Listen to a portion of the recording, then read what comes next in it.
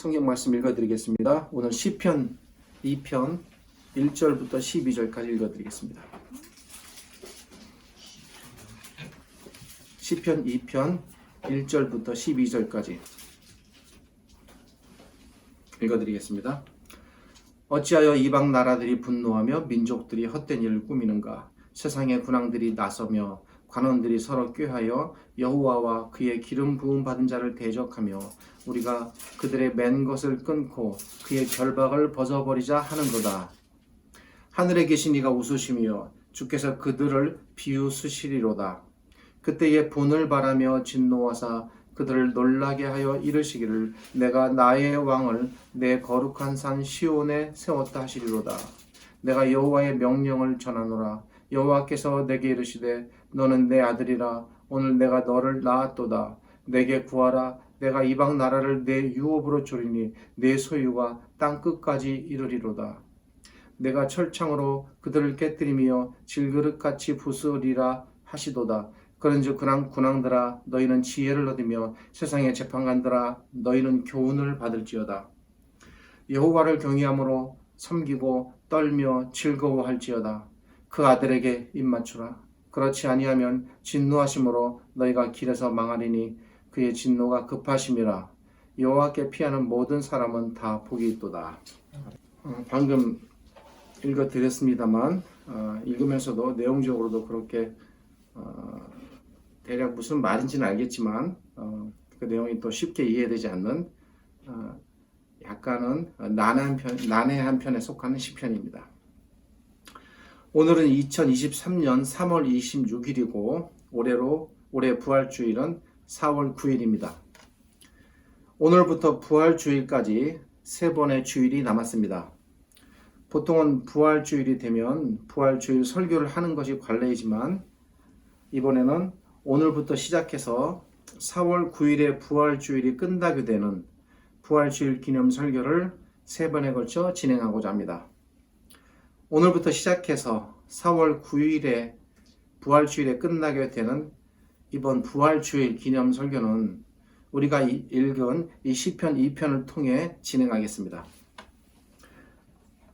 시편 2편은 언뜻 보기에 어느 한 시인이 하나님을 노래하는 그런 찬양하는 듯한 시로 느껴지지만 이 시 안에 나중에 이제 들으시면서 결국에는 우리가 그 아는 단계로 나아가시겠습니다만 예수 그리스도와 연관된 매우 귀중하고 소중한 가르침들이 이 시 안에 담뿍 들어 있습니다. 오늘부터 시작해서 이 시편 2편을 통해 우선은 이 시편 안에 들어있는 내용의 의미가 무엇이고 그리고 이 시편 2편이 다른 몇몇 시편들인 시편 3편, 22편, 제가 요즘 노안이 좀 심해져가지고 되도록이면 안경을 안 쓰고 설교하려고 하는데 조금씩 헷갈려서 22편을 온 거 쓰고 23편을 읽었습니다. 죄송합니다. 시편 22편, 34편, 69편 이런 시들을 함께 살펴봐야 됩니다. 어떤 연관이 있는지 이 편을 다른 시들과 연관해서 작업을 진행할 것입니다. 그리고 나서 마지막으로 이 시편 2편이 신약 성경과 연관해서 특별히 예수 그리스도와 연관해서 어떤 의미를 갖게 되는지를 알아보는 과정, 즉 이 시편 2편이 갖는 신약 성경적인 의미에 대해서 알아볼 것입니다. 그렇게 함으로써 궁극적으로 그의 날 우리 하나님께서 이 시편 2편을 통해서 우리에게 말씀하시는 사실이 무엇이며 이것이 특별히 우리 예수님의 부활과 어떤 의미로 연관이 되는지를 알아볼 것입니다. 어떤 면에서 결코 쉽지 않은 작업이고 굉장히 제가 생각할 때는 개인적으로 굉장히 좀 어렵기도 하고 전에 다루었던 본문입니다만 때로는 난해하고 조심성이 필요한 그런 본문이 되겠습니다. 잘 작업을 진행해 보도록 하겠습니다. 이 시편 2편은 12절이라는 그리 길지는 않은 짧은 시이지만 이 시편 2편은 말씀드렸듯 매우 깊이 있고 중요한 내용들이 들어 있습니다. 그래서 이제 조금 전 말씀드린 그런 절차를 따라 3번에 걸쳐 시를 살펴보겠습니다. 오늘은 그 첫 번째 시간이고 오늘 설교의 제목은 나의 왕, 나의 아들입니다. 나의 왕, 나의 아들. 성경에 있는 많은 책들 가운데 특별히 시편에만 있는 독특한 특징이 있습니다. 그것은 시편에는 그 시의 제목이 있다는 것입니다. 시편의 제목은 시의 저자가 누구이며 시를 지을 때 시인이 어떤 상황에 처해 있었으며, 그러니까 시의 배경이 되는 부분입니다. 시와 연관된 인물은 또 누구이고 또 그 해당 시가 어떻게 쓰여질 목적으로 지어진 시인지 등등에 관한 시에 대한 여러 가지 정보들을 제목 안에 담아놓고 우리에게 알려줍니다. 이 제목은 짧기는 하겠지만 그 안에 그 시를 이해할 수 있는 매우 소중한 정보들이 담겨 있습니다. 그래서 크게 어긋나지 않고 그 시를 이제 우리가 이해할 수 있습니다. 시의 제목을 통해서 내가 읽으려는 그 시에 대해서 더 풍성하게 이해할 수 있는 도움을 받게 되는 겁니다. 성경의 책들 가운데 이렇게 저자를 비롯한 다양한 정보들을 각 장마다, 즉 그 1장, 2장 이렇게 나가죠. 그거마다 이렇게 제목을 담고 있는 성경은 오직 시편뿐입니다. 그런데 말입니다. 독특하게도 이 시에는 그 제목이 없습니다. 그래서 이제 제목이 없는 시를 읽을 때는 그만큼 어려운 시가 되는 겁니다. 누가 지었는지, 왜 지었는지, 어떤 상황에서 지어졌는지 전혀 알 길이 없는 상태로 그냥 시를 읽어야 하기 때문입니다. 이 시의 저자가 누구인지, 어떤 상황 속에서 지어졌는지, 무슨 목적으로 지어졌는지에 대한 정보가 없습니다. 그래서 어려운 편에 속하는 시라고 볼 수 있습니다. 그럼에도 불구하고 이 시는 매우 중요한 시이며 또한 우리가 이 시를 통해 알아야 할 매우 귀중한 사실이 담겨 있습니다. 과연 이 시의 저자는 누구일까? 여러분 누구라고 생각하십니까? 정말 이 시는 저자를 알 수 없는 시인가? 이 시를 읽으면 뭔가 느낌이 살짝 오지 않습니까? 어떤 다른 시들의 느낌과? 시인은 이 시를 통해 무엇을 말하려고 할까? 하나님께서는 이 시를 통해 궁극적으로 우리들에게 무엇을 가르치려고 이것을 성경에 기록하게 하셨는가? 이런 질문들을 마음속에 염두에 두시고 시를 대하면 좋겠습니다. 말씀드렸듯이 대부분의 다른 시편들과 달리 이 시에는 제목이 없습니다. 그래서 일단 기록상으로 볼 때 저자가 누구인지는 나타나지 않습니다. 그런데 이 시의 저자가 누구인지를 아는 방법이 있습니다. 그것은 이 시의 내용과 거의 유사하게 기록된 어떤 다른 시가 있다면 그 시를 통해서 이 시의 저자가 누구인가라는 걸 우리가 유추해 나갈 수 있다는 것입니다. 이해되시죠? 먼저 시인은 2절에서 자신을 기름 부음 받은 자로 묘사하고 있습니다. 6절에서는 자신이 시온에서 왕으로 세움을 받았다고 말합니다. 그러니까 시인이 자기가 왕이라는 겁니다. 지난주일에 말씀드렸듯이 시온이라는 명칭은 예루살렘을 가리키는 또 다른 표현입니다. 성경은 이 예루살렘이라는 지리학적 이 명칭을 하나님께서 계신 곳이다라는 의미로 표현할 때는 예루살렘이라는 말을 대신에 다른 이름을 쓰는데 그것이 바로 시온이라는 말입니다. 시온은 곧 예루살렘과 같은 곳인데 땅의 지역으로 말할 때는 예루살렘으로 표현하고 하나님께서 계신 곳이다라고 말할 때는 시온이라고 표현합니다. 이 차이를 아시겠죠? 따라서 이 왕이 시온에서, 그러니까 예루살렘에서 왕으로, 만약에요, 예루살렘에서 왕으로 세움받았다라고 하면 사람들에 의해서 왕으로 추대되었다는 말이 되고, 그 대신 이 왕이 시온에서 왕으로 세움받았다라고 이렇게 표현이 된다면 그것은 곧 하나님께서 계신 곳, 하나님에 의해 왕으로 세움받았다는 말이 돼요. 전혀 다른 의미입니다. 어떤 표현을 쓰냐에 따라 2절과 6절은 한 가지 분명한 사실을 알려줍니다. 그것은 이 시의 저자가 왕이라는 것이고 그것도 더군다나 시온에서 세움받았다라고 말함으로써 하나님에 의하여 세움받았다는 왕이 되겠습니다. 어떤 반역이나 역모라든지 모략에 의해서 인간들의 권모술수에 의해서 세워진 왕은 아니라는 겁니다. 시편에서 왕의 신분으로 시를 지은 사람은 딱 두 사람입니다. 다윗과 솔로몬입니다. 그러기에 이 시의 저자는 우선 다윗 아니면 솔로몬 둘 중 하나라고 생각해 볼 수 있습니다. 그런데 사무엘하 2장 4절에서 다윗은 유다 백성들에 의해 기름 부음 받은 왕이다라는 표현이 나오는데 이 표현이 오늘 시편 안에 있는 기름 부음 받은 왕이라는 표현과 같은 표현이 등장합니다. 또 사무엘하 5장 5절은 다윗이 역시 여기서도 예루살렘이라고 말하지 않고 시온이라는 용어를 사용합니다. 시온산 위에 있던 그 도시 예루살렘에서 33년을 다스렸다고 말해줍니다. 이 기록들은 이 시의 저자가 솔로몬보다는 더 다윗 쪽에 가깝다는 사실을 알려주는 거예요. 알겠죠? 예. 그냥 제가 무작위로 이렇게 듣고 아멘 하세요라고 강압식으로 강요하듯 설교하기보다는 하나하나 여러분들이 잘 듣고 이해하시고 깨달아 스스로 자발적으로 이 성경에 참여하시기를 바라는 마음으로 이런 설명을 제가 드리는 겁니다. 그리고 본문의 저자가 다윗이라는 보다 분명한 증거가 있는데 그것은 시편 2편 2절과 그리고 그 옆에 써있는 시편 3편 1절과의 비교를 통해서 이제 더 분명해지기 시작합니다. 이 두 구절을 한번 읽어보십시오. 옆에 있으니까 읽기는 어렵지 않으실 겁니다.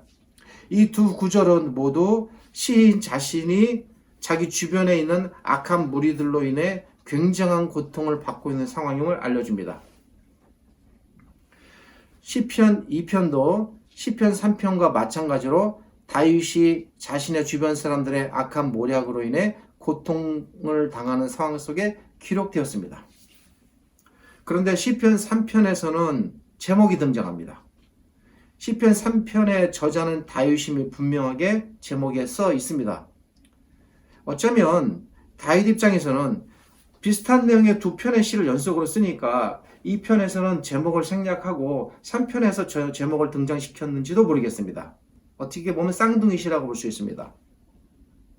동일한 상황 속에서 2편과 3편이 지어졌고 그리고 3편의 저자가 다윗이라면 비슷한 내용이 들어있는 2편의 저자 역시 다윗이라고 유추하는 것은 매우 타당한 생각입니다.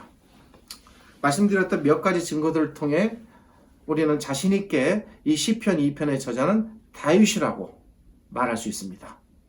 이제 본문의 내용을 살펴보겠습니다. 제가 왜 이 다윗이라는 이 저자의 문제를 말씀드리냐면 이게 전제되지 않으면 이 시를 이해할 수가 없습니다. 이 시의 저자는 다윗이구나가 일단 정리가 되어야 나머지 이 시편 2편에 말하고자 하는 이 중요한 내용들을 그 전제의 토대 위에서 우리가 이해할 수 있는 겁니다. 첫 번째 문단은 1절부터 3절입니다. 여기서 다윗은 지상의 많은 민족들이 하나님을 대적하고 있다고 말합니다. 시인은 그들이 어떤 방식으로 하나님을 대적하고 있는가를 알려줍니다. 이 부분을 통해서 우리가 이렇게 하나님께 대적할 수 있구나를 우리도 생각해 볼 수 있습니다. 다윗은 1절에서 이렇게 말합니다. 어찌하여 열방들이 분노하며 민족들이 허사를 경영하는고. 1절에서 다윗은 열방들이 크게 어떤 잘못을 저지르고 있음을 알려줍니다. 여기서 열방이란 여러 민족들을 의미하는 말이긴 하지만 혈통적인 개념의 단일 민족이 아닙니다. 열방이란 혈통을 초월하여 형성된 하나의 국가 속에 섞여있는 여러 민족들의 집단입니다. 혼합 민족들로 이루어진 이 땅의 모든 나라들을 말합니다.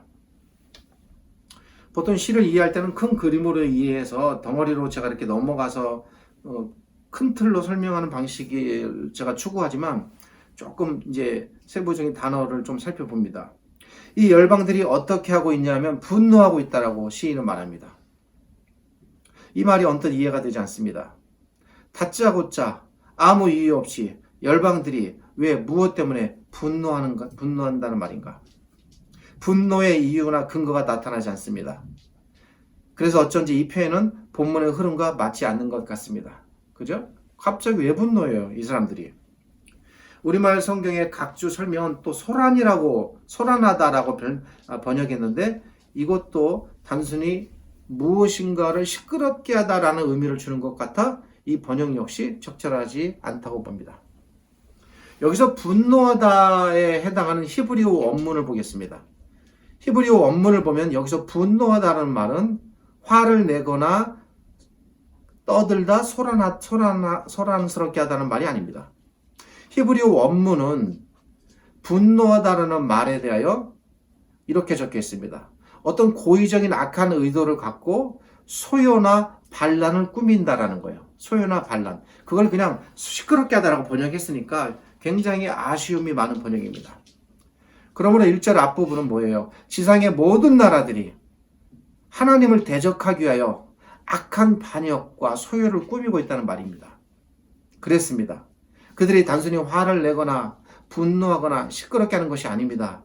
매우 의도적으로 하나님을 대적하는 겁니다. 뒤에를 보겠습니다. 1절 뒷부분에 나오는 민족들이란 앞의 열방과 같은 나라 개념의 민족이 아니라 히브리 원문을 직역하면 이거는 사람들입니다. 앞에는 민족이 등장했으면 뒤에는 사람이 등장합니다. 민족이나 국가와 상관없이 이제는 모든 사람들이 등장합니다. 그들이 다 허사를 꾸미고 있다고 말합니다. 여기서 허사란 무엇일까? 우리들도 이제 이럴 수 있는 겁니다. 허무한 어떤 일을 말하는 게 아닙니다. 이거는 그 속에 올바른 것이라는 것이 전혀 없는 오직 악으로만 가득 찬 상태입니다. 나에게는 그런 모습이 없나 돌아보게 됩니다. 그 뒤에 나오는 경영하다라는 말은 우리가 생각할 때 어떤 일을 잘하기 위해서 계획하거나 이끌어간다는 말이 아닙니다. 이 말은 독특한 표현입니다. 굶주린 사자가 먹이를 찾아 울부짖듯이 부르짖으며 막 다니는 겁니다.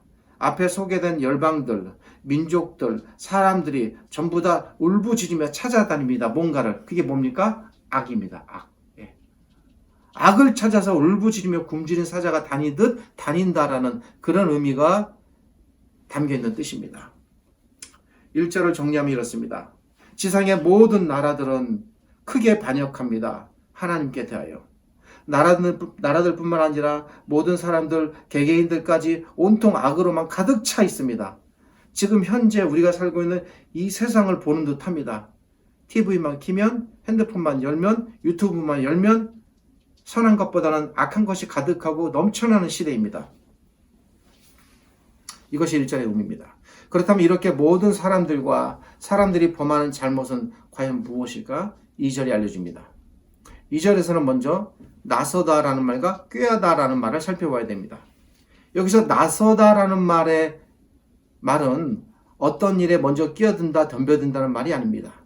나서다라는 말은 악을 도모한다는 것입니다. 꾀하다라는 말은 여기서 악한 것을 꾀한다는 말입니다. 나서다와 이 꾀하다라는 말은 비슷한 말로서 시인이 강조하여 사람들이 얼마나 끊임없이 악을 도모하고 시도하는가를 알려줍니다. 그리고 저자는 1절에서 열방과 민족들이 하나님을 대적한다고 했는데 2절에서는 군왕들과 관원들도 이 일에 동참함으로써 사회 전체가 도덕적 틀과 어떤 해이하게 돼서 다 무너져 내린 겁니다. 관리해야 될 자들, 통제해야 될 자들, 그런 자들까지 전부 다 해이해진 거예요. 그러니까 악이 멈추지 않는 기관차처럼 달려가는 겁니다.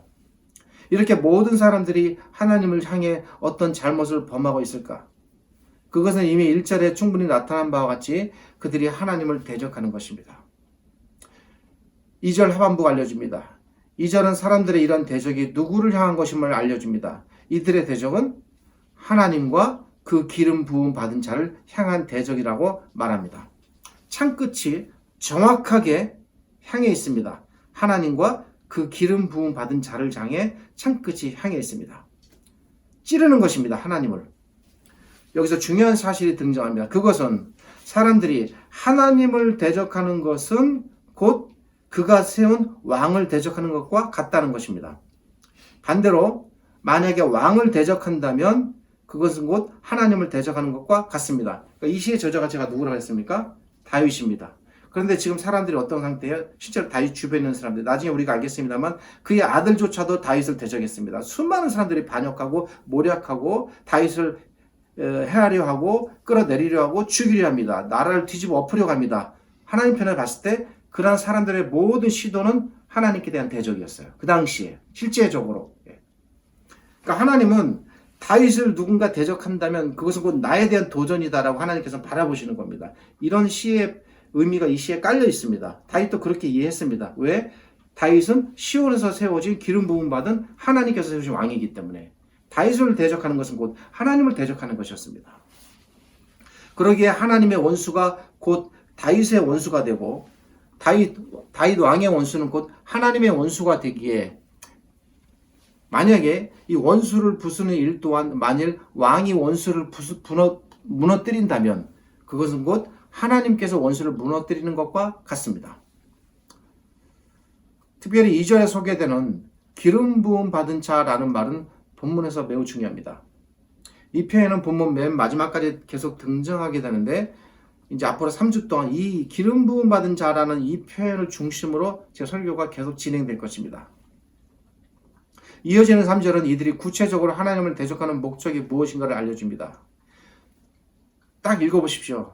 딱 반역의 느낌이 딱 나지 않습니까? 제가 앞에서 1절에서 계속 말한 게 분노하고 이런 것들이 전부 다 단순히 화내는 것이 아니라 반역하는 거라고 말씀드렸죠? 3절 딱 보세요. 우리가 그 맨 것을 끊고 결박을 끊어버리자. 뭡니까? 하나님께로부터 벗어나자는 겁니다. 사람들이 점점 노골적으로 더 적극적으로 반역하는 듯한 모습이 나타납니다. 사람들이 하나님을 대적하는 이유는 하나님으로부터 벗어나기 위함이었습니다. 뒤에 나오는 말 벗어버리자라는 말은 이어서 나오는 말 던져버리자라는 말로 나타나는데 그들이 얼마나 하나님으로부터 벗어나기를 간절히 바라는가를 알려줍니다. 이 시대의 모습이 바로 이것입니다. 이 시대는 한마디로 뭡니까? 하나님으로부터 벗어나자는 것이에요. 이제 두 번째 연에 대해서 생각해 보겠습니다. 두 번째 연은 4절부터 6절까지입니다. 두 번째 연은 첫 절인 1절부터 3절에 나타난 모든 사람들의 반역에 대해 하나님께서 어떤 반응을 보이신가? 이제 앞에 등장한 3절까지의 내용에 대한 하나님의 반응입니다. 먼저 4절에서 하나님께서는 웃으신다고 말합니다.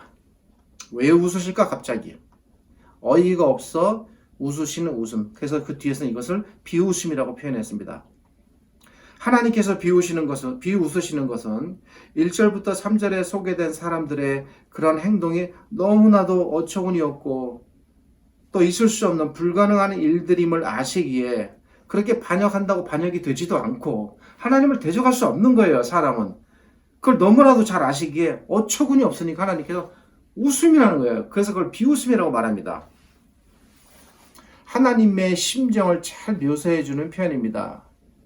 우리가 너무 어이없는 일을 당하거나 또 너무나 하찮은 상대를 만나는데 그가 나를 대적한다면 비웃듯 하나님께서 비웃으신다는 신인 동용적 표현입니다. 그러나 웃음으로 하나님께서는 끝나지 않습니다. 드디어 하나님께서 5절에서 진노하십니다. 그런데 여기서 한 가지 놀라운 사실이 발견됩니다. 그것은 하나님께 대한 인간들의 이러한 무모한 반역과 도전에 대해 하나님께서 직접 나서서 그들을 처벌하지 않으신다는 겁니다. 그리고 대신 누구를 보낸다는 거냐면 왕을 보내신다는 겁니다. 이 왕은 하나님께서 세우신 하나님의 왕입니다. 시인은 이 왕을 가리켜 나의 왕, 즉 하나님의 왕으로 표현하고 있습니다. 여기서 이제 문제가 생기기 시작합니다. 시인도 왕인데 갑자기 나의 왕이 등장합니다. 다윗은 누구고 나의 왕은 누구인가? 6절에 소개된 이 왕은 또 누구일까? 그럼 왕이 2명 등장하게 되는 꼴이 됩니다. 우선 문맥상 6절의 왕은 2절의 기름 부음 받은 자와 동일한 사람으로 보는 것이 맞습니다. 왜냐하면 우리가 아는 바와 같이 다윗은 실제로 기름 부음을 통해 세워진 왕이기 때문입니다. 그리고 또한 다윗은 왕이 되기 이전부터 왕이 된 이후에도 많은 무리들에 의하여 끊임없는 반란과 대적에 시달려 왔습니다. 이런 사실을 고려해 볼 때 2절에 기름 부음 받은 자를 다윗으로 보는 것이 맞습니다.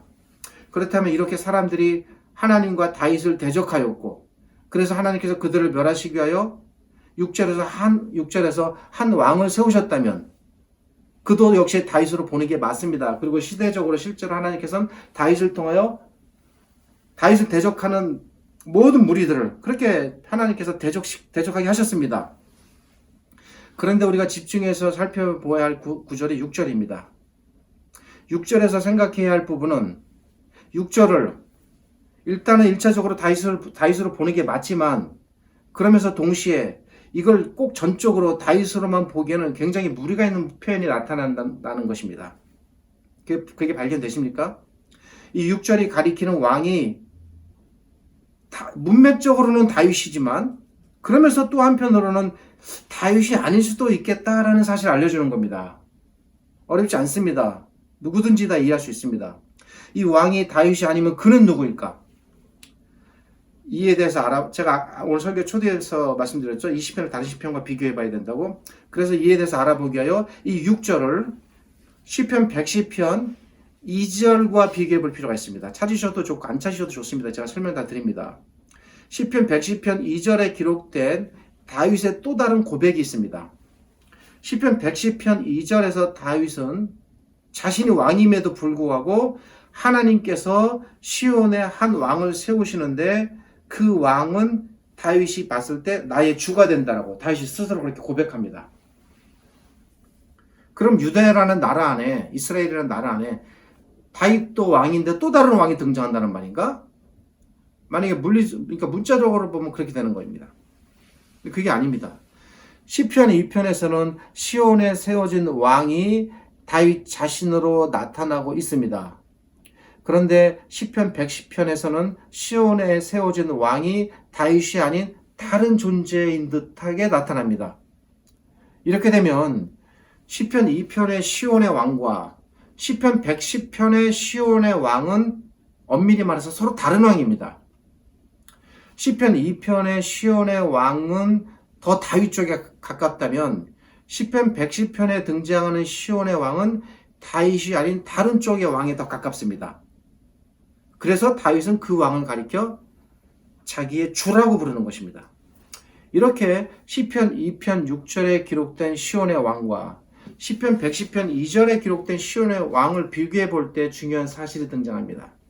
그것은 시편 오늘 우리 여기 6절이 가리키는 왕은 다윗을 의미하면서 동시에 다윗이 아닌 장차 나타날 또 다른 왕을 가리킨다는 것입니다. 그 왕은 지상의 모든 나라를 다스릴 왕입니다. 그러기에 이 왕은 다윗이 봤을 때 자기와 비교가 안 되는 왕입니다. 문맥 안에서 6절이 말하는 왕은 1차적으로는 다윗을 가리키지만 동시에 이 왕은 다윗이 생각할 때 자기 이상으로 세상 전체를 완벽하게 통제해 나갈 새로운 왕임을 나타내는 이중적 의미가 담겨 있습니다. 오늘 우리가 설교에서 반드시 잘 이해해야 할 부분이 바로 이 부분입니다. 이렇게 이해할 때 본문 8절과 오늘 28절과 9절과 12절이 자연스럽게 무리 없이 다 해석이 됩니다. 왜냐하면 8절, 9절은 6절을 다윗이라는 인물로만 보아서는 결코 그가 할 수 없는 일들에 대하여 말하기 때문입니다. 그리고 중요한 부분이 11절입니다. 11절은 여기서 말하는 왕이 결코 다윗 왕 자신만을 가리키는 왕이 아니라 이런 사실을 더 뒷받침해 줍니다. 왜냐하면 11절은 이 왕에 대해 이제 어떤 식으로까지 표현하냐면 그가 하나님의 위치에 있는 분이라고 표현하고 있기 때문에 그 표현을 쓰진 않았지만 그 의미가 이 안에 잘 담겨 있어요. 하나님이랑 왕과는 또 비교될 수 없는 겁니다. 11절은 장차 등장할 이 왕이 단순히 다윗을 능가하는 정도의 왕이 아니라 그 왕이 곧 하나님과 같은 위치에서 오실 왕임을 알려주고 있는 겁니다. 누굴까요? 여러분들 예상되시죠? 제가 지금 누구를 말씀드리려고 하는지. 다윗이 아무리 뛰어나고 위대한 왕이라 할지라도 다윗은 결코 하나님과 대등한 위치까지 올라갈 수 있는 그런 왕은 아닙니다. 이거는 천만부당한 말씀입니다. 그런데 이 새로 등장할 왕은 다윗보다 뛰어난 왕일 뿐만 아니라 어디까지 올라가시는 분이냐면 하나님과 대등한 위치에서 세상을 다스리실 왕이라는 거예요. 예. 이게 다윗과 이 세 왕의 본질적인 차이입니다. 11절이 말하고자 하는 이 왕의 모습이 바로 이 부분입니다. 이 왕이 이렇게 하나님과 동등한 위치를 갖는 분이라고 한다면, 여러분 이렇게 생각해 보십시오. 예. 이 왕이 하나님과 동등한 분이다. 예. 왕이면서도 하나님과 같다라고 우리가 생각한다면 어떤 논리가 성립이 되냐면 이 왕을 섬기고 경배하는 것은 곧 하나님을 섬기고 경배하는 것과 같은 것이 됩니다. 그래서 바로 이러한 의미로 11절은 이렇게 말하는 겁니다. 이 왕을 경외하는 것이 곧 하나님을 경외하는 것과 같다라는 겁니다. 그러기에 이 사실을 깨달은 다윗 자신은 이제 이 왕 앞에서 다윗은 자신도 초라한 백성 중에 한 사람일 뿐입니다. 너무나도 높은 왕입니다. 그걸 다윗이 깨달은 겁니다. 그래서 자신이 왕임에도 불구하고 그 왕 앞에 자기가 무릎 꿇고 엎드려 그 왕에게 나아간다는 거예요. 다윗이 왕임에도 불구하고. 그래서 시편 110편에서는 말씀드렸듯이 다윗이 이제 깨달아서 이 왕을 가리켜 나의 주라고 표현하고 있습니다. 이 왕은 곧 하나님께서 세우시는 왕이시며 뿐만 아니라 나아가서 하나님과 같은 위치에 계실 정도로 놀랍고 위대하신 분입니다. 그러기에 이 왕을 따르는 것은 곧 하나님을 따르는 것과 같은 겁니다. 이런 하나님의 생각을 이 시에서 가장 잘 보여주는 정점이 되는 구절이 12절입니다. 그러니까 오늘 이 시는요, 하나님이 전면에 등장해서 내가 왕이고 내가 하나님이 하니니 너희는 나를 섬기라 이렇게 말하지 않습니다. 절대로. 이 시에서는 하나님께서 전적으로 자신이 세우신 그 왕을 내세우시는 거예요. 그리고 자신이 세우신 왕을 높여줍니다. 하나님께서. 그리고 너희는 이 왕을 받들라라는 거예요. 그러면 그것이 곧 나를 받드는 것이고 너희가 이 왕을 섬겨라. 그것은 곧 나를 섬기는 것이다. 계속 이 논리로 나가는 겁니다. 하나님께서는. 12절에서 하나님께서는 이렇게 12절의 내용을 압축하면 이런 의미입니다. 나를 높여라. 나를 경배하라. 나를 섬겨라. 이렇게 말씀하지 않습니다. 하나님께서. 12절에서는 나의 왕을 높이라고 말합니다. 그래서 이렇게 말하는 겁니다. 그 아들에게 입맞추라. 왜 왕을 섬기고 왕을 높이는 것이 곧 하나님을 높이고 하나님을 섬기는 것과 동일한 것이 되는가? 그것은 바로 하나님께서 자신과 동등하신 분을 왕으로 세우셨기 때문입니다. 이 왕이 결국 이 땅에 오셨습니다. 왕으로 이 땅에. 우리는 이 12절을 통해 어떻게 하나님께서 세우신 왕이 하나님과 동등한 분이 될 수 있을까? 이것에 대한 매우 중요한 답을 얻을 수가 있습니다. 제가 계속 말씀드렸죠? 이 왕은 왕적인 면에서 봤을 때 다윗보다 높을 뿐만 아니라 하나님과 같은 분이다라고 제가 말씀드렸어요. 어떻게 감히 그렇게 말할 수 있을까? 물론 인간은 아닙니다. 하나님과 같은 분이라고. 근데 어떻게 그렇게 그런 의미를 이 시에서 끄집어낼 수 있을까? 이 표현 때문에 그렇습니다. 하나님께서 세우신 이 왕이 곧 하나님의 아들이기 때문입니다. 매우 중요한 사상이 여기 등장합니다. 그 왕은 신분상 하나님의 아들로서 이 땅에 오신 왕이라는 거예요. 여러분, 다윗이 아무리 뛰어나고 훌륭하고 위대한 왕이라 할지라도 그가 혈통적으로 다윗은 사람의 아들입니다. 다윗의 아버지 누굽니까? 이새입니다. 그 유다 지파의 후손입니다. 다윗이 비록 하나님께 기름 부음 받은 왕이라 할지라도 그가 하나님의 아들은 될 수 없습니다. 다윗의 위치가 아무리 높아도 그가 그러기에 하나님의 위치까지 올라갈 수는 없습니다. 그 사실을 다윗이 깨달은 것입니다. 장차 오실 왕은 나와는 비교할 수 없는 왕이시다. 왜? 그 왕은 하나님의 아들로 오시는 왕이시기 때문입니다. 제가 이제 놀라운 건 뭐냐면 다윗이 어떻게 이런 걸 깨달았느냐라는 것이죠. 이 부분이 굉장히 미스테리한 부분이고 놀라운 사실입니다. 하나님의 은혜입니다. 하나님께서 그렇게 다윗에게 놀라운 깨달음을 주신 겁니다. 그러기에 그 왕은 다윗이 생각할 때 이제는 나와는 비교가 되지 않는 왕이시다. 그 왕은 하나님의 아들로 오시는 왕이시기에 나와 비교할 수 없다. 지상의 그 어떤 왕과도 비교할 수 없는 왕이시다. 이걸 깨달았습니다. 바로 이러한 이유 때문에 시편 2편은 기름 부음 받은 왕을 다윗 스스로 이제 하나님의 아들로 표현하고 있는 것입니다. 이쯤 가면은 이제 다윗의 머릿속에는 이 왕의 개념에서 자기는 없는 거예요. 이제 완전히 오실 왕으로 다윗의 머릿속에 왕에 대한 인식이 완전히 바뀐 겁니다. 오직 다윗의 머릿속에는 오실 왕에 대한 생각으로만 가득 차 있는 거예요. 그래서 이것을 근거로 12절에서 다윗은 자신이 아닌 자기에게 입맞추라는 게 아닙니다. 그 오실 분, 그 아들에게 입맞추라라고 말하고 있습니다. 왜 그렇습니까?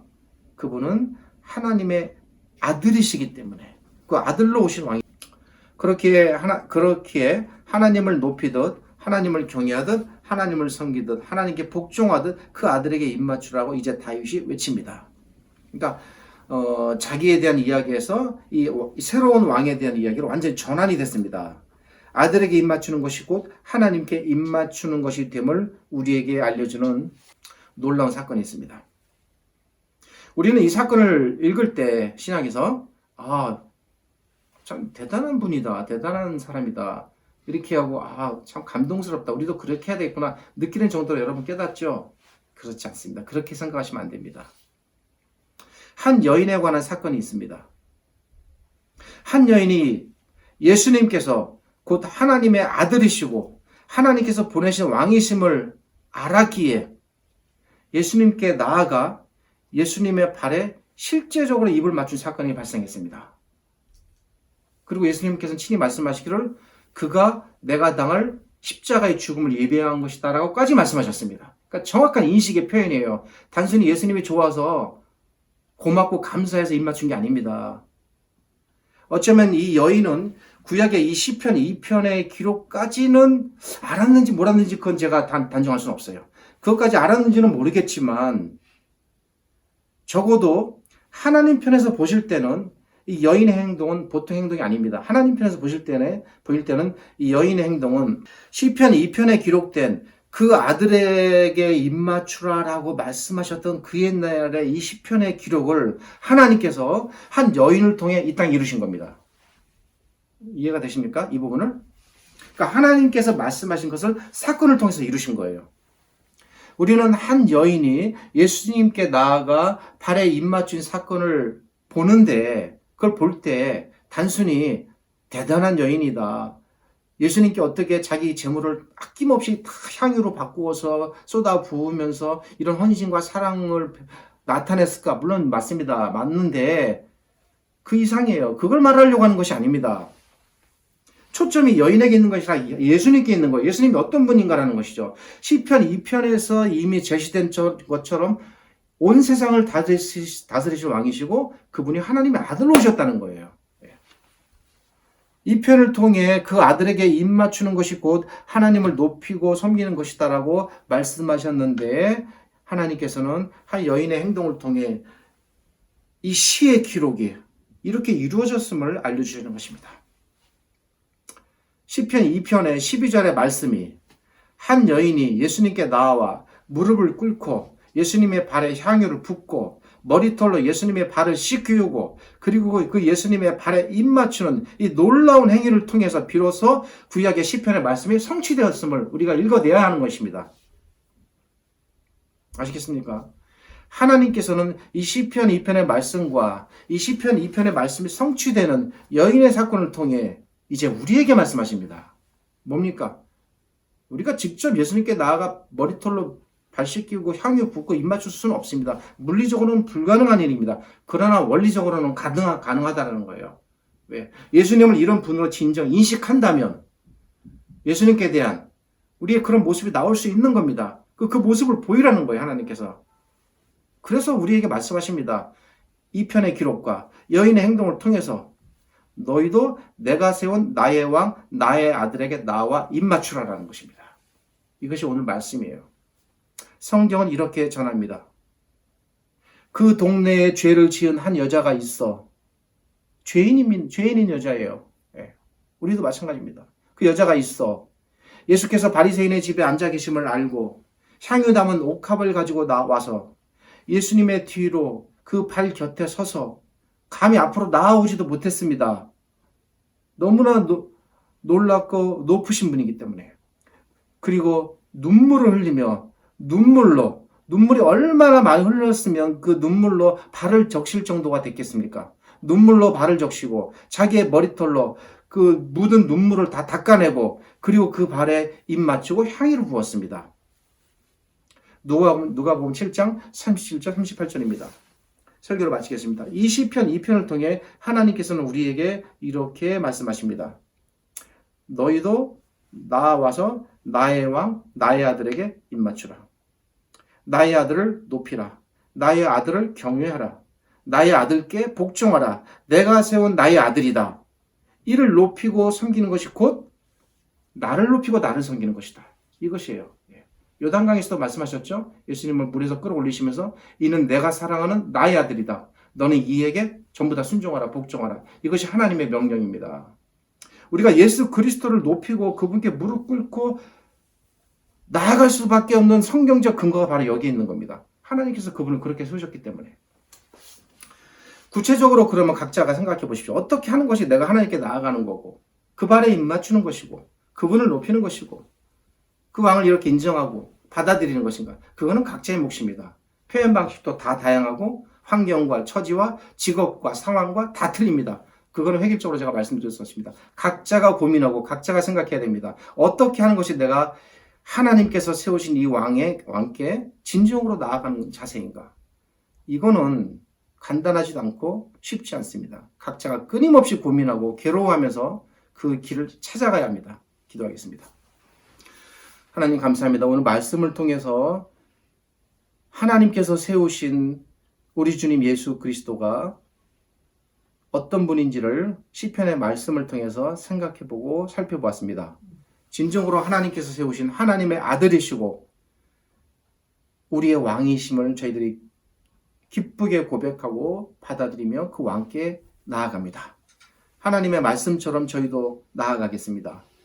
그리고 한 여인의 모습을 통하여 요구하고 말씀하신 것처럼 저희도 나아가겠습니다. 우리 삶 안에 이런 모습이 있게 하시고 이렇게 진정으로 이 아들께 나아감으로 하나님을 높이고 경배하며 섬기는 하나님의 거룩하고 복된 백성들이 되게 하여 주옵소서.